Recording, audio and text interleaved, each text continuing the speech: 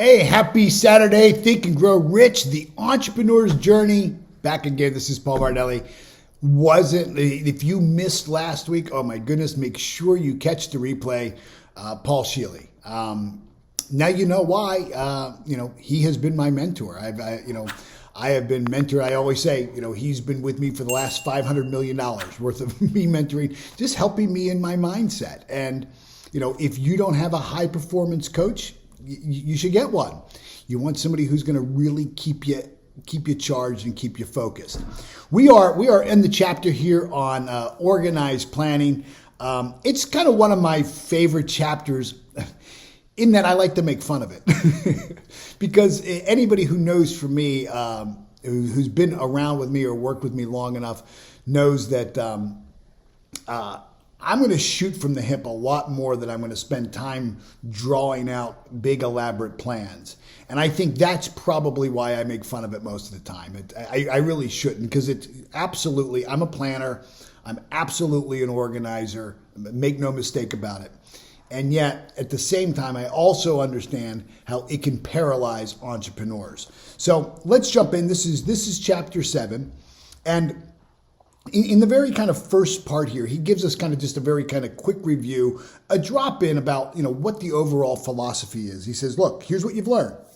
You've learned that everything man creates or acquires begins in the form of desire.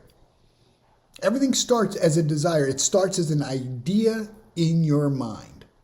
He says that desire is taken for the first lap of its journey from an abstract to concrete into the workshop of then imagination, where then plans are formed and created to organize it and to bring it forward.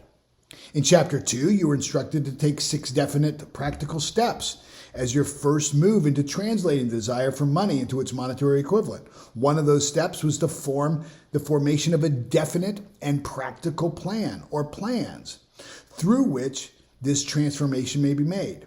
You will now be instructed on how to build plans which will be practical. And here's the thing. See, entrepreneurs capture this. We're not going to overcomplicate things. They've got to be practical plans. And the very first thing he says on line 10 is something that I've been hammering home pretty hard. Ally yourself with the group of as many people as you may need for the creation and carrying out of your plan or plans for the accumulation of money, making sure to use this mastermind principle described in a later chapter. So he's saying, look, as you begin to work with your plan, think about what we talked on about in specialized knowledge. You don't have to have all the knowledge for every piece of your plan. Don't add things to the plan or subtract things to the plan based on just kind of your ability to do it or not be able to do it. You don't need to have to be able to do all the things in your plan. Chances are there's going to be many things in your plan that you're not going to have the skill, talent, ability, resources, or knowledge to bring forward. That's okay. That's why the very first step is to make sure that you've got a mastermind group. You've got a group of associates who are in harmony with your thinking, right? Who are in harmony. He'll talk about being in sympathy with your dream, right? Being in harmony and sympathy with your dream. Who are willing to carry out your dream with you. Who are willing to walk a season of your life with you. And so entrepreneurs know that, what's going to get us from here to there is going to be through collaboration. It's going to be through us working with other people. In fact, the saddest thing is really a solopreneur where somebody really is truly, going it alone. I shared in the chapter on specialized knowledge that, when I was being taken through this book with Patrick, I had a mastermind group, 7 other guys, and we would meet every Tuesday at my office. And we would, for 3 years, we went through this book. We'd get to the end of it, we'd start all over again. We get to the end of it, we start all over again. It's really critical and important to your success. Let's go over on page 118. This is line 39. He says, if first the plan you wish to which you adopt does not work, and in turn with still another, and so on until you find a plan that does work. See, right here is the point at which the majority of men meet with failure because of their lack of persistence. See, we'll talk about persistence in a later chapter, but persistence is different than determination. Persistence is where you're determined to do something and you're doing it consistently while failing, right? There's some failure that requires it to be persistence, right? So because of their lack of persistence in creating new plans to take place of those plans that fail. The most intelligent man living cannot succeed in accumulating money, nor in any other undertaking without plans which are practical and workable. Just keep this fact in mind and remember, when your plans fail, not if your plans fail, when your plan, catch that? Highlight that, underline line 46. Again, if you don't have a copy of this book, in the comments below, there's a place where you can go and get a copy of this book, download it for free right now. But we're on page 118, line 46. Underline that word when, highlight it, circle it, put a star by it. Remember, when your plans fail, not if they're going to fail, but when they fail. That temporary defeat is not permanent. It's not a permanent failure. It may only mean that your plans have not been sound. Build other plans and start all over again. Thomas Edison failed 10,000 times before he perfected the incandescent light bulb. That is, he met with temporary defeat 10,000 times before his efforts were crowned with success. See, look, as an entrepreneur, we've got to remember, you cannot fall in love with your plan. You've got to fall in love with your dream. You cannot be attached to your plan. You got to realize that there are many ways to achieve what it is that you want. So, the Buddhist religion tells us that attachment is the source of all suffering. So you can't fall in love with the plan. You got to fall in love with your dream. You can't be too attached to your plan. And you can't be afraid to change course if the plan isn't working, or if a better plan or better opportunity comes. Hey, look, I was scheduled to teach specialized knowledge and this chapter organized planning together. I made the decision to change that. Now, when I told my marketing team, they said, "Oh my goodness, we already sent out emails.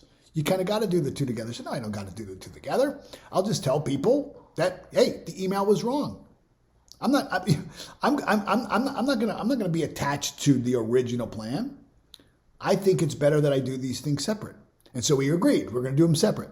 And then all of a sudden, an opening came in Paul Sheely's schedule. And he said, "Hey, look, I can film this and, we can get this in." And I said, "Great." And so we changed the plan for this. And we put Paul Sheely in. So we're teaching the book out of order. And for some people, they're all freaked out. But hold it, you're not going in order. That's okay. We're going to change the plan. We're going to change the plan. Because you know what? It was more important for me to get you Paul Sheely last week than it was for me to stick to the original plan. I think it was better that we got you Paul Sheely in. I would rather have Paul Sheely in this program than not have him. And that's when I could get him. And so that's what we did. You can't limit yourself to just one plan either. You have a plan and then test the plan.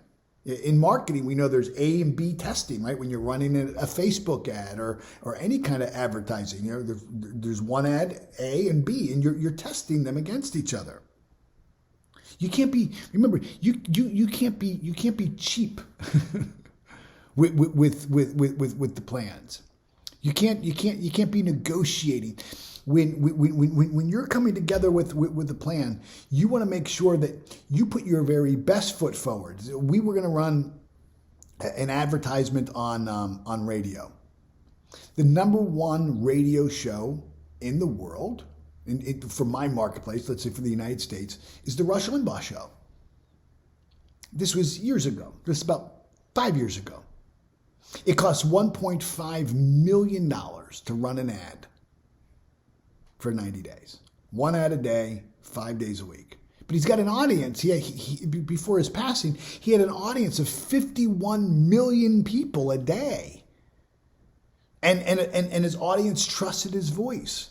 And his audience were conservative, and his audience were, college educated, and his audience were made up of leaders, and they kind of fit the profile of the program that I was marketing. It was the John Maxwell team.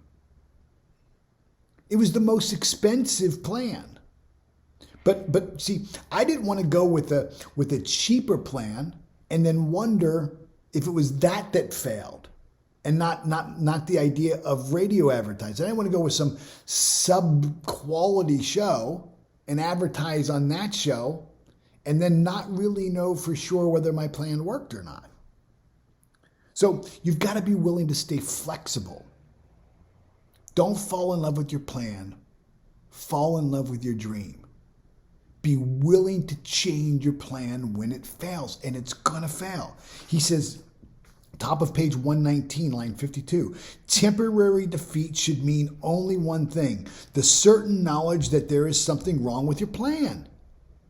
That's what temporary defeat or failure should mean.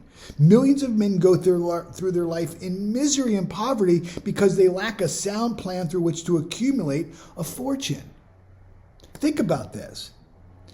See, failure is not an indication of your inability to do something. Failure is just an indication that you haven't done it yet. Your failure doesn't mean that you can't do it. The plan not working doesn't mean that your idea won't work. It means that the plan didn't work. It means that you need to grow in some other areas or something needs to change, but it doesn't mean that this isn't going to work for you. As I said before, anything will work. Anything will work. But if the plan fails, if your efforts fail, don't go and give up and surrender the goal or the dream. You've got to surrender the plan. It's critical. The plan, get rid of it. Keep the goal. That's the primary thing. Let's drop down to line 56.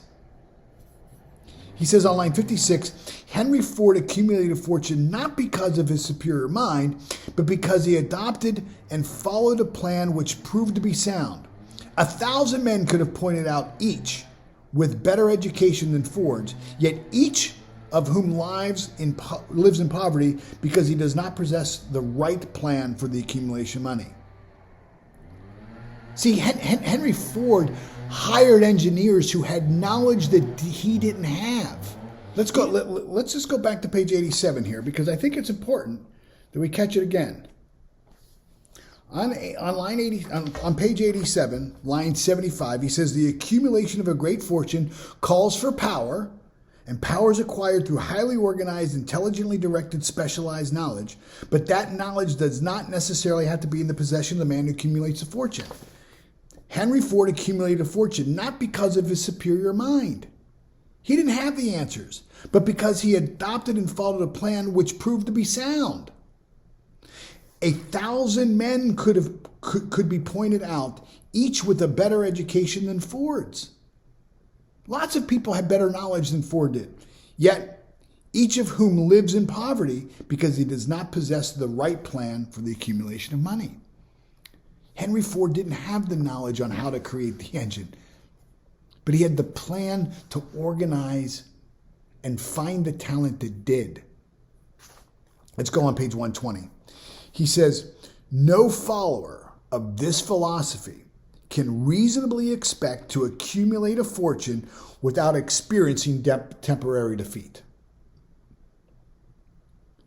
Without experiencing temporary defeat. It's an expectation.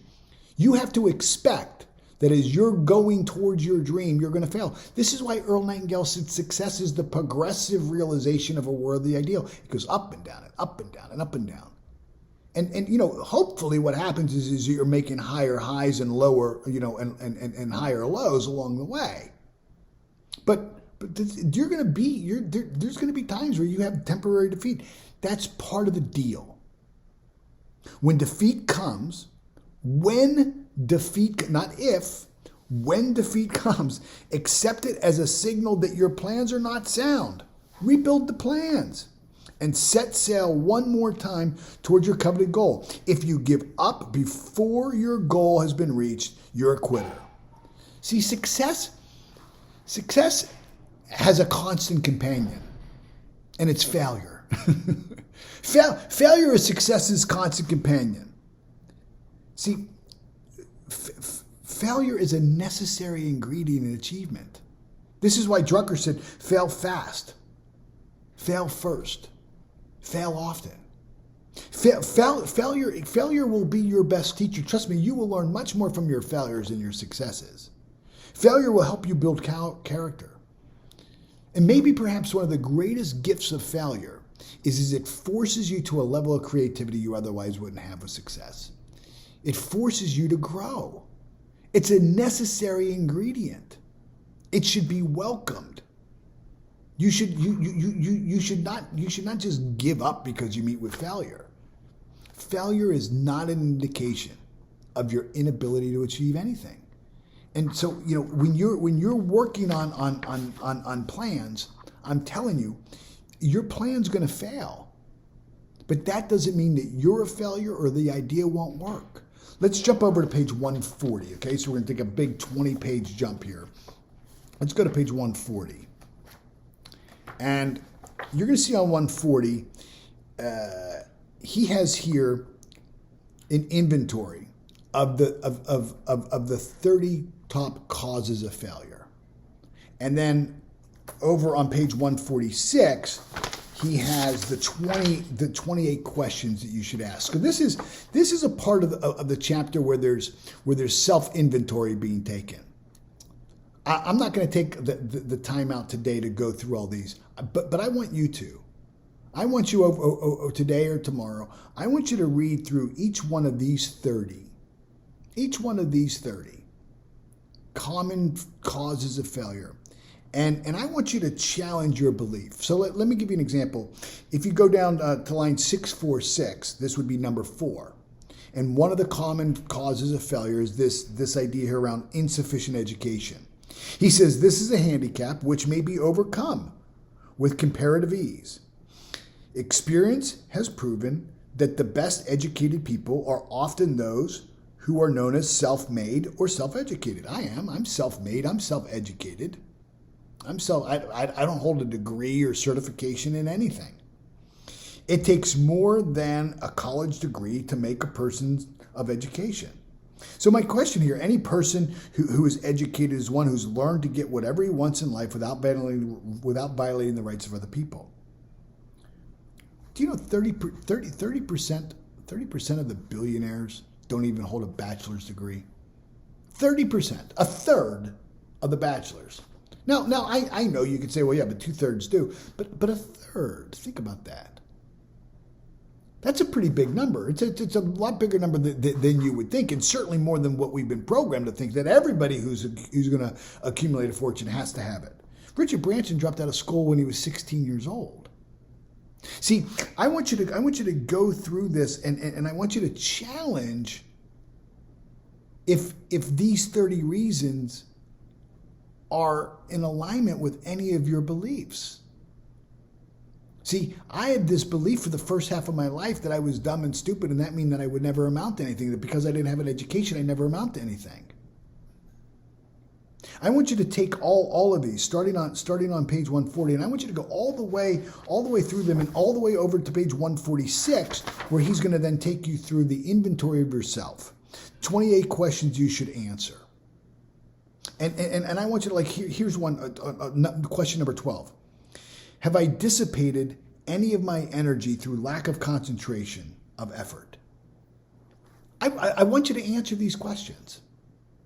See, what's he talking about here is what I call SOS, shiny object syndrome. Have I dissipated any of my energy through a lack of concentration or of effort? And I mean, we get off track. We bounce around. We're going to do this, and then we go over and we do that, and we're going to go work on this, and we don't give sustained concentration to our dream. We don't stick with it long enough. For most people, they think 6 months is a long time. 6 months is nothing. You're working with the law of gender in creation. You're working, look, it takes 9 months to birth a baby. 9 months. And you think you're going to build your $1 million business in 6 months? Come on. You've got to be realistic here. 6 months is nothing.